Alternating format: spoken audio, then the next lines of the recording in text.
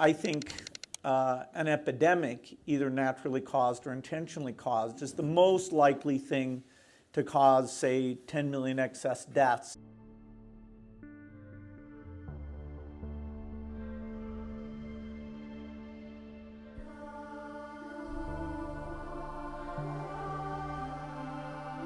Kim Kardashian shared a cryptic message from 2008.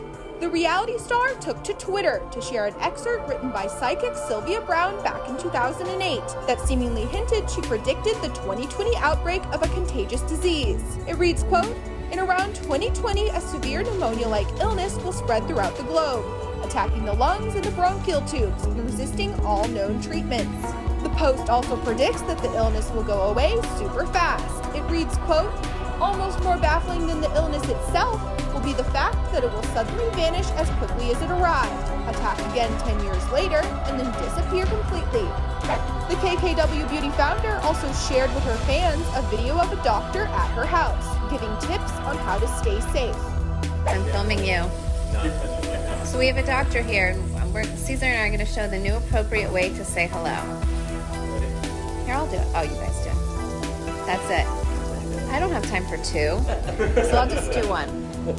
Just one. Hey. So you should not do elbows because you cough into your elbow. So no more elbows, or just do a little bow. I think that would be nice. Yep. So Doc, Chloe handed this to me, but I don't want to touch it because she handed it to me. Do you have any sanitizer? Can you wipe that down? Wipes, Clorox wipes. Chloe definitely has them. I cannot give that to my daughter. And I'm not down for that. Okay, I think we're good. Now I will give this to my daughter as a gift. While she's taking precautions at home by wiping down countertops, she also retweeted a message that shows various crises over the years, dating back to 2001. At the end it reads, "The truth is, fear is killing you. Turn off the TV and wash your hands." I think an epidemic, either naturally caused or intentionally caused, is the most likely thing to cause, say, 10 million excess deaths. And that it's pretty surprising how little preparedness there is for it. Now, it's tricky because this is a global problem, so how do countries work together? Which countries should put up what resources?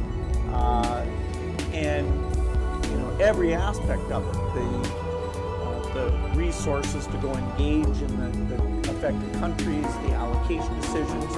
As we've seen various flu scares come along, we haven't had a super good response. So the paradigmatic examples are smallpox from intentional costing. There was a simulation called Dark Winter that didn't come out very well. I.e. smallpox scored 1, humanity scored 0. Flu epidemics, where we always talk about the potential recurrence of a 1917 Spanish flu problem, and then Ebola, which although it was much smaller, there was some luck involved in that because it wasn't spread through respiratory contact.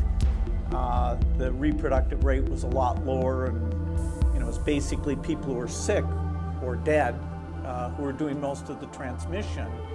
And so through a lot of heroic effort and a little bit of luck, it stayed under control and was largely contained to the 3 countries.